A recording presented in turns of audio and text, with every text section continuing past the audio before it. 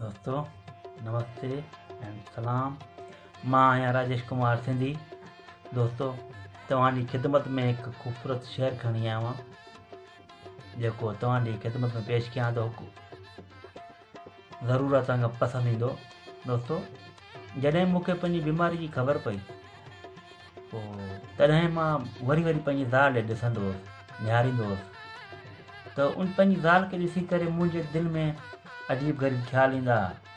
सोचींदो हुउसि मां मरी वेंदुसि पोइ छा थींदो, कीअं थींदो। पोइ पंहिंजी ज़ाल खे ॾिसी करे मां हिकिड़ो शेर ठाहियो हुयो जेको तव्हांखे ॿुधायां थो। शेर कुझु हिन रीति आहे।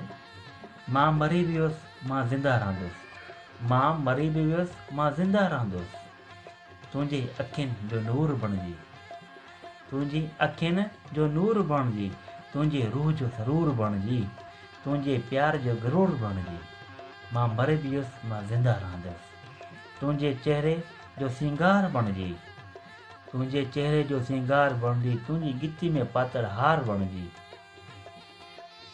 तुंहिंजी ज़िंदगी में मौसम बहार बणिजी, तुंहिंजी ज़िंदगी में मौसम बहार बणिजी, तुंहिंजी निंड जो खुमार बणिजी, मां मरी बि वियुसि मां ज़िंदा रहंदुसि, तुंहिंजी चपनि जी मुस्कुराहट बणिजी, तुंहिंजे चपनि जी मुस्कुराहट बणिजी, तुंहिंजे दिलि में दिलि जी धड़कन बणिजी, तुंहिंजे दिलि में दिलि जी धड़कन बणिजी, तुंहिंजे जिस्म में जिस्म जी ख़ुशबू बणिजी, तुंहिंजे दिलि में तुंहिंजे जिस्म में जिस्म जी ख़ुशबू बणिजी, मां मरी बि वियुसि मां ज़िंदा रहंदुसि, तुंहिंजी कहाणियुनि जो किरदार बणिजी, तुंहिंजी मन जो मंठार बणिजी, तुंहिंजे ख्वाबनि जो स्टार बणिजी, मां मरी वियुसि मां ज़िंदा रहंदुसि,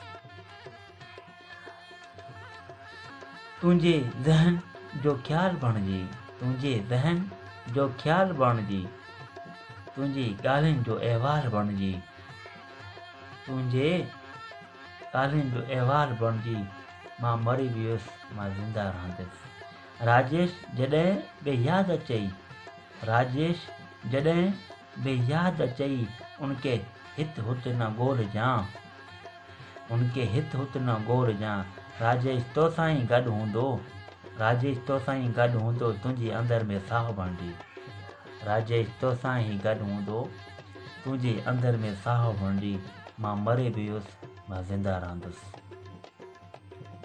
सोचो जॾहिं इंसान खे का बीमारी लॻंदी आहे त उनजी सोच, ज़हन, ख़्याल सभु कुझु बदिलिजी वेंदो आहे। इंसान उहो पहिरों जहिड़ो न रहंदो, न उहो पहिरों ग़रूर रहंदो आहे, न पहिरों घमंड, न कुझु बि पहिरों न रहंदो। छो जो उनखे मौत यादि हूंदी आहे, जो कुझु यादि कोन्हे हूंदो। उमेद आहे तव्हांखे पसंदि आयो हूंदो।